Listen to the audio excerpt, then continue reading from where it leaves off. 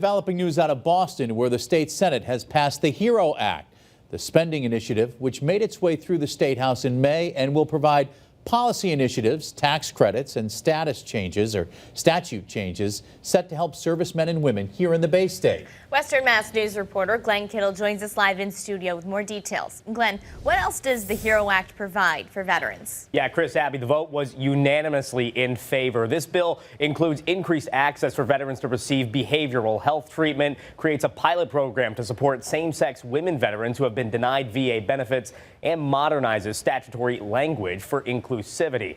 Here's a look at some of the other initiatives the bill offers: an increase in annual property exemptions, a waiver of license plate fees, and amendments to Chapter 115 that will allow reimbursement for mental health appointments, including co-pays associated with mental health conditions. State Senator John Velas introduced the bill and spoke about what this bill means to Massachusetts veterans. These veterans and their families deserve more than parades on Veterans Day. The families of our fallen deserve much more than support on Memorial Day. That's why this legislation and the commitment from members of this chamber is so very important.